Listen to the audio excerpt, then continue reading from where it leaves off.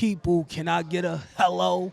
Hello. I go by the name of Seek. I'm representing the Hello Effect podcast, also the Worldwide Fleet DJs, also DigiWax Media. And we live at the Penthouse, the only place if you're trying to be seen and heard is on Wednesday for New Music Wednesdays. Who I got the pleasure sitting next to right now? The OG of hate, the internet gangster, Remy Ma's official DJ BedTyme357, man. Peace, y'all. What's going on? I finally get to see your face. That's what's up, man. Likewise, man. Man, so y'all been super active on social media. Always, man. I can attest to that. I had no idea who y'all were, what y'all was doing.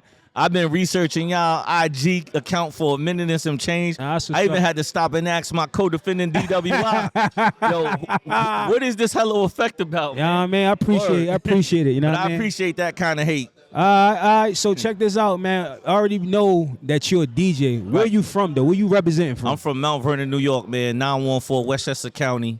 You know, the home of the late great Heavy D. Okay. Pete Rock and CL Smooth.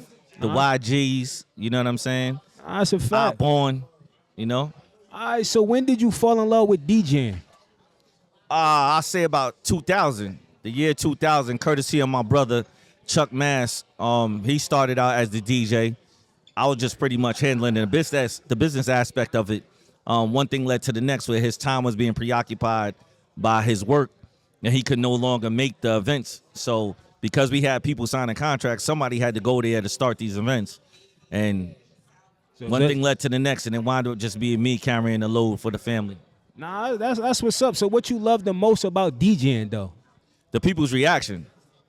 Like I'm a big fan of knowing the fact that what I'm doing is making other people go crazy. The attention, you know what I'm saying? I don't want to sound like an attention whore, but, you know, it is what it is.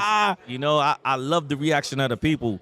You know, it's a big, big difference when you're in a setting like, let's say, the Penthouse right now. What we say is maybe like 100 people in here. Yeah. You know, I get on the set and people start reacting to the records I'm playing, right? Or you take me out of this setting and you bring me to a festival and there's 700, 800,000 people in there that's going, can I curse? Hell yeah. That's going ape shit because of my DJ set or my song selection. You know what I mean? So to me, that's the big thing, man. I like being out in public and people who pass by in the restaurant, they be like, yo, BedTyme, what up? You know what I'm saying? Or be in random spots and people see me and notice me. That's a big deal to me, bro. Nah, that's a fact. Especially for the good reasons.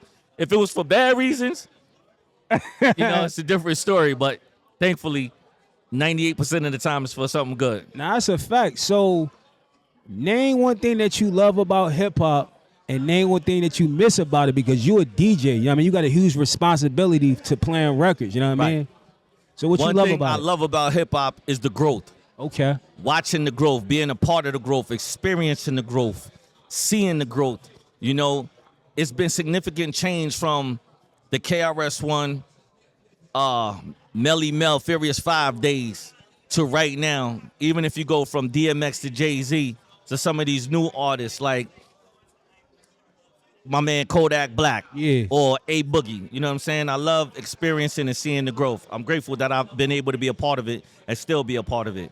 One thing I appreciate about it, you ask? No, what you miss about it? Or what I miss? Yeah. Okay, pardon self. One thing that I miss the quality that the artists invest into their music. Explain that. Break that down real quick. Okay, right now, the internet is everybody's biggest friend. Okay. Right? Or it could be your biggest enemy. For artists, it's probably their biggest friend because they can release what they want, when they want, how they want it. You know? But at the same time, they're lacking the quality. In my opinion, they're lacking the quality that used to be put into the music. So they're just throwing anything out there and seeing if it works. Hence the use of TikTok videos. All right, so this is my question to you. Like, do DJs get constructive criticism? Like, say for artists, I don't give a fuck who he is. He could be Jay-Z level.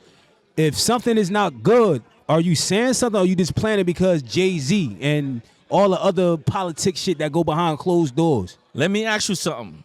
Great question, but let me ask you, is it my position to say something to them? Like, if an artist like Jay-Z sends me a record, or anybody, and they're not asking for my opinion, they're just sending it to me, is it my opinion to go back to them and say, like, yo, this ain't the one?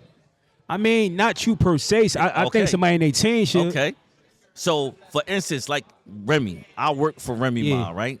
if we're in the studio or she comes to me and she plays something for me and I'm not feeling it, then yeah, of course I'll say, yo, Queen, that ain't it. You know what I'm saying? Fortunately enough for me, we haven't had that. You know what I'm saying? Salute, elite respect to the Queen and Remy Ma. You know what I mean? All right, let me say this then.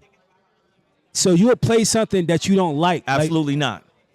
So break that down. That's the then. better question. All right, there break you that. go. Absolutely not. So it's not my place to say something to the artist unless they ask. But if I don't play the record and you send it to me, then you know I'm not feeling the record. It kind of speaks for itself. You know what I mean? Fact.